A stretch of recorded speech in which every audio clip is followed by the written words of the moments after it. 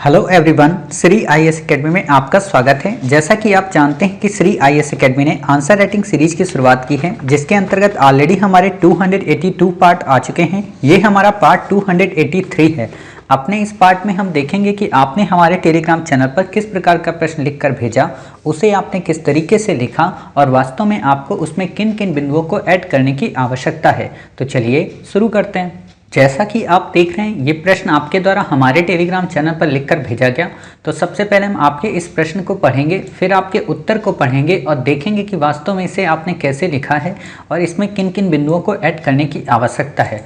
इससे पहले हम इस प्रश्न को पढ़ें, आप में से अधिकांश अभ्यर्थी जो लोग जब पिक्स भेजते हैं तो उसमें जो काफ़ी ज़्यादा ब्लर आ जाता है, यानी कि सही से पिक नहीं भेजते हैं, तो वो इस पिक्चर को देख लें। इस पिक्चर को फ्लैश ऑन करके खींचा गया है, तो आप लोग भी ऐसे ही पिक भेजा करिए। देखिए कितना क्लियर एंड क्रिस्टल आंसर दिख रहा है। ठीक है, आपको भी समझ में आएगा और हमें बताने में भी अच्छा लगता है। तो आप लोग यही काम आपको छोटा सा करना है, तो इसको थोड़ा अच्छे से किया करिए। ठीक है, ऐसा ही देखकर कीजिए जैसा इन्होंने भेजा है पीडीएफ। ठीक है, तो आपका प्रश्न क्या है? आपका प्रश्न है कि कल्याणकारी राज्य पद की व्याख्या कीजिए। चर्चा कीजिए कि भारतीय कल्याणकारी राज्य होने के मापदंड को किस हद तक पूरा करता है, विवेचना कीजिए। ठीक है, यहाँ पे बात ये हो गई ना कि मैंने पहले चर्चा कीजिए लिख दिया, फिर विवेचना कीजिए लिख दिया। तो आप चाहें तो चर्चा करें चाहे विवेचना करें, एक ही बात है। ठीक है, कल्याणकारी राज्य वह है जो अपनी आर्थिक व्यवस्था का संचालन आय के अधिकाधिक समान वितरण से करता है, जिसका संबंध नागरिकों के सर्वांगीण नहीं, सर्वागीण, उल्टा जो 10 होता है ना, उसको आपको यहाँ पे लिखना है ऐसे करके, ये वाला गीण आएगा। ठीक है, सर्वांगीण विकास से है। भारतीय संविधान की कुंजी नीति निर्देशक तत्व व मूल अधिकारों में ये अवधारणा निहित है। इसके तहत राज्य के कर्तव्य इस प्रकार हैं: यह समानता, न्याय, स्वतंत्रता, तार्किकता तथा व्यक्तिवाद को महत्व देता है। ठीक है, फिर प्रशासक व जनता के बीच की दूरी को कम करता है, सार्वजनिक वित्त के दुरुपयोग को रोकता है, सामाजिक लक्ष्यों, पर्यावरण संरक्षण, लैंगिक समानता, वंचित वर्गों को मुख्य धारा में लाता है। सामाजिक लक्ष्यों, पर्यावरण संरक्षण, ये खाद्य सुरक्षा सुनिश्चित करता तथा कानूनों का प्रावधान करता है, परंतु इनके बावजूद कई चुनौतियां दृष्टिगत होती हैं। ऑक्सफैम की रिपोर्ट के अनुसार भारत में आय असमानता में वृद्धि हुई है। कोविड-19 के दौर में आधारभूत आवश्यकता पूर्ति के अभाव में पलायन बढ़ा है। राज्य अपने नागरिकों को आजीविका उपलब्ध नहीं करा पा रहा है। खाद्य सुरक्षा अधिनियम खाद्य सुरक्षा सुनिश्चित करने में सफल नहीं हो पाया है राज्य। इस प्रकार हम पाते हैं कि कोविड-19 ने पहले से विद्यमान चुनौतियों को गति प्रदान कर दी, अतः आवश्यकता है कि सरकार के नीति निर्माताओं एवं क्रियान्वयनकर्ताओं द्वारा उचित प्रयास किया जाए, जिससे हमारे संविधान निर्माताओं का सपना साकार आग का डंडा हो सके एवं भारतीय संविधान अक्षुण्ण व सफल सिद्ध हो सके। अच्छा उत्तर लिखा है, लेकिन यहाँ पे थोड़ा सा आप क्रम को अरेंज कर दीजिए तो उत्तर आपका और बेहतरीन हो जाएगा। यहाँ पे पहले मैं क्रम को अरेंज करूँ, इससे पहले 2-3 बातें आपको बता दूँ यहाँ पे उत्तर में। वो ये कि जैसे आपने यहाँ पे लिखा ना, भारतीय संविधान की कुंजी नीति निर्देशक तत्व। अब यहाँ पे कुंजी का मतलब एग्जामिनर नहीं समझ पाएगा, ठीक है ना, तो आप यहाँ पे प्रस्तावना ही लिखें या उद्देशिका ही वर्ड यूज करें। फिर नीति निर्देशक तत्व और मूल अधिकार, इन चीज़ों को आप बता सकती हैं। फिर आप क्या करें कि इस परिभाषा को थोड़ा और अच्छा बनाएं, कल्याणकारी राज्य की परिभाषा को। ठीक है, और आप जब इस उत्तर को लिखें ना, तो इसमें क्या करें, क्वेश्चन क्या दे रहा है कि चर्चा कीजिए कि भारत कल्याणकारी राज्य होने के मापदंड को किस हद तक पूरा करता है। कहने का मतलब ये डिबेटेबल क्वेश्चन है, तो आप यहाँ पे इसको ऐसे लिख सकती हैं कि कुछ राजनीतिक विश्लेषकों का मानना है कि हाल ही में कोविड-19 के पैंडेमिक के दौरान सरकार द्वारा जिस प्रकार उदासीन रवैया अपनाया गया है ना, ऐसे आपको लिखना है। सरकार द्वारा जिस प्रकार उदासीन रवैया अपनाया गया, साथ ही कई प्रकार की बेसिक जरूरतों को पूरा न कर पाना कहीं ना कहीं राज्य के सरकार के कल्याणकारी होने के दावे पर प्रश्न चिन्ह लगाता है, ऐसे आपको बताना है। और आपको इसी में क्या करना, ऑक्सफैम की रिपोर्ट का जिक्र कर देना है कि कोविड-19 या ऑक्सफैम की हाल ही में जारी की गई कोविड-19 के दौरान ऑक्सफैम की रिपोर्ट से स्पष्ट होता है कि किस तरीके से भारत में वर्ग असमानता है, किस तरीके से गरीबी बढ़ी है, अतः सरकार द्वारा किस तरीके से कल्याणकारी राज्य की संकल्पना को धूमिल किया गया है। तो ये एक पक्ष हो जाएगा।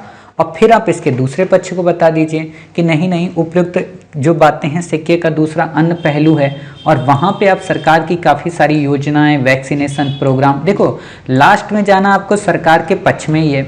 कमियाँ किसको बतानी है?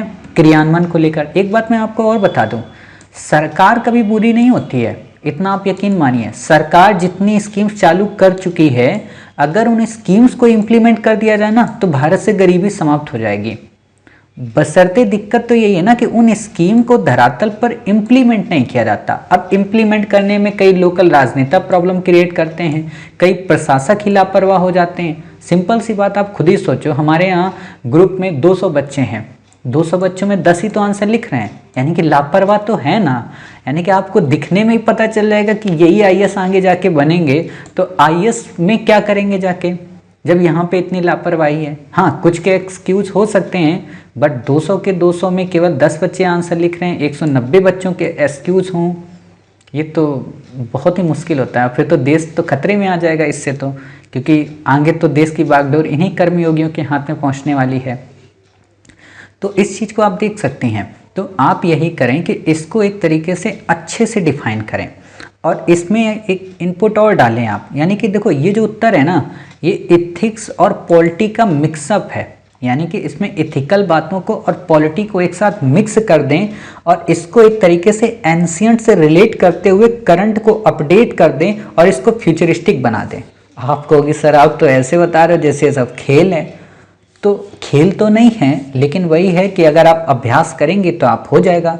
तो आपके दिमाग में आ रहा होगा कि सर अगर आप इतना लिंक करना बता ही रहे हो तो एक बार आप ही लिंक करके बता दो, इसमें क्या चला जाएगा आपका। तो बिल्कुल भी हमारा कुछ नहीं जाएगा।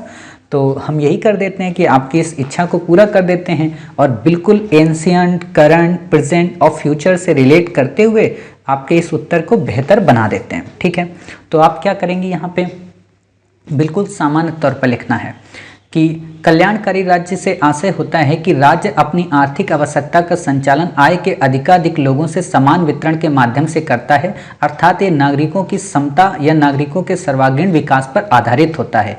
किंतु हाल ही में ऑक्सफैम के द्वारा जारी की गई रिपोर्ट में जिस प्रकार की आय असमानता का वर्णन किया गया है, साथ ही कोविड-19 के पेंडेमिक में जिस प्रकार सरकार द्वारा उदासीन रवैया अपनाया गया या सरकार के द्वारा जो बेसिक जरूरतों के समान है उसमें अनभिज्ञता जाहिर की गई, वो कहीं ना कहीं कई सारे राजनीतिक विश्लेषकों के लिए भारत के कल्याणकारी राज्य के दावे को खंडित करने का प्रयास करने में उन्मुखता, उत्प्रेरकता प्रदान करते हैं।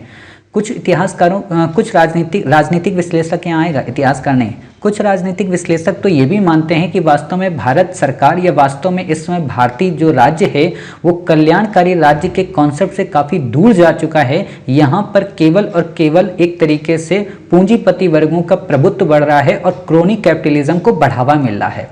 किंतु अब यहाँ पे दूसरा पैरा आ जाएगा, किंतु गहराई से देखें तो यह बात ठीक है कि आज वर्तमान आधुनिकता के दौर में लोगों, कुछ वर्ग या कुछ आय संपन्न लोगों की आय बढ़ रही है, लेकिन स्मरणीय हो कि सरकार के द्वारा कई प्रकार की ऐसी स्कीम जारी की गई हैं जो कहीं न कहीं सतत विकास के लक्ष्यों से आधारित होने के साथ साथ लोगों की समता, उनकी स्वतंत्रता और उनकी व्यक्तिगत न्याय को प्रमोट करती हैं। चाहे वो आत्मनिर्भर भारत का कॉन्सेप्ट हो, आयुष्मान भारत योजना हो, प्रधानमंत्री जन औषधि योजना हो, प्रधानमंत्री बीमा योजना हो, प्रधानमंत्री जनधन खाता हो, मातृत्व अवकाश योजना हो या मातृत्व लाभ योजना हो, या फिर आप यहाँ पे वयोश्रेष्ठ सम्मान निधि योजना हो, या बेटी बचाओ बेटी पढ़ाओ हो, या फिर प्रधानमंत्री गरीब कल्याण योजना हो, या मनरेगा के अंतर्गत हो। इनमें से कुछ को लिखना है, सबको नहीं लिखना है। ये योजनाएं कहीं ना कहीं सरकार के द्वारा लोगों के कल्याणकारी राज्य के दायित्व को सुनिश्चितता प्रदान करने का कार्य करती हैं। ये बात अलग है कि इनका धरातली स्तर पर अभी उतनी अच्छे से क्रियान्वयन नहीं हो पा रहा जैसा कि क्रियान्वयन किए जाने की आवश्यकता है। अतः न केवल समुदाय को बल्कि प्रशासनिक अधिकारियों को भी इस बात पर ध्यान देना चाहिए कि हमारे संविधान निर्माताओं ने जिस प्रकार की कल्याणकारी शब्द का हमारी उद्देशिका, हमारे राज्य के नीति निर्देशक तत्व और मूल अधिकारों में वर्णन किया है, उसकी अक्षुण्णता को बनाए रखा जा सके और उसकी प्रासंगिकता को यथावत बनाए रखा जा सके, ताकि आने वाले समय में न केवल भारत एक कल्याणकारी राज्य का उद्घोष कर सके बल्कि पेरिस क्लाइमेट के सस्टेनेबल डेवलपमेंट गोल्स के माध्यम से असमानता के उस भेदभाव को भी समाप्त कर सके जो विश्व में अधिकांश रूप से विद्यमान है।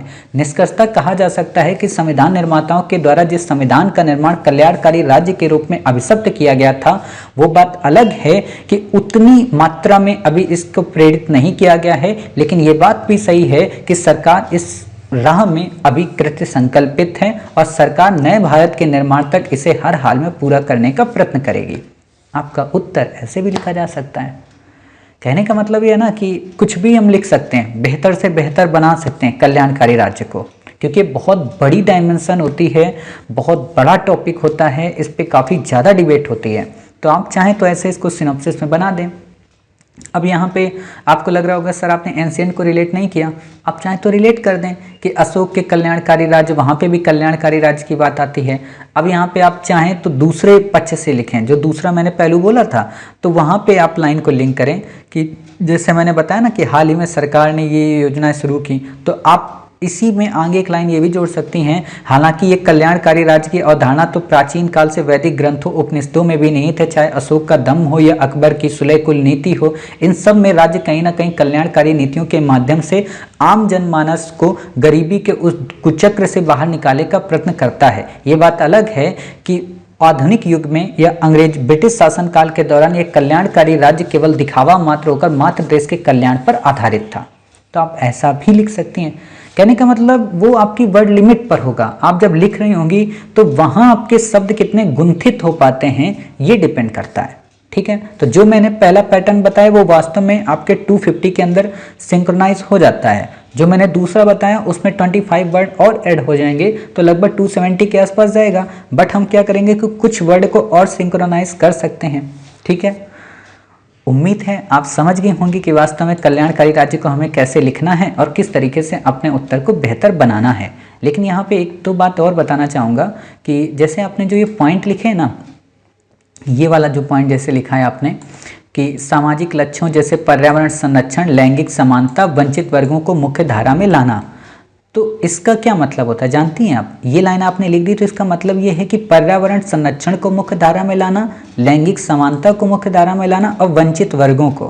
तो आपको इसको ऐसे नहीं लिखना होता है, आपको ये लिखना होता है कि सरकार के द्वारा पर्यावरण संरक्षण, लैंगिक समानता को दूर करने का भी प्रयत्न किया, पर्यावरण संरक्षण को संरक्षित करने का प्रयास किया जा रहा है तथा लैंगिक समानता को दूर करने, लैंगिक असमानता को दूर करने की बात की जा रही है। यहाँ आएगा असमानता को दूर करने की बात की जा रही है तथा वंचित वर्गों को मुख्य धारा में लाने का प्रयास किया जा रहा है। ये तीनों क्योंकि अलग अलग स्टेटमेंट हो जाते हैं तो इनका जो रिप्रेजेंटेशन है वो अलग अलग ही आप बताएं।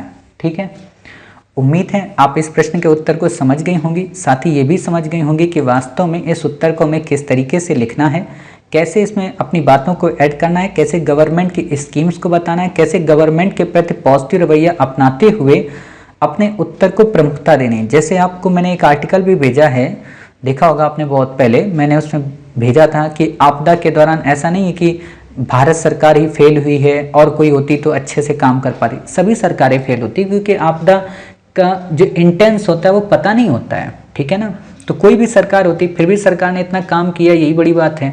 मतलब अब वो बात अलग है, आप लोग ये मत कहिएगा कि सर इस बार तो उन्होंने घंटियाँ भी नहीं बजवाई, आए भी नहीं मिलने हमसे, तो वो बात अलग है। ठीक है, तो मिलते हैं फिर आप ही के द्वारा भेजे गए एक नए प्रश्न के उत्तर के साथ। तब तक अपना ख्याल रखिए और स्वस्थ रहिए।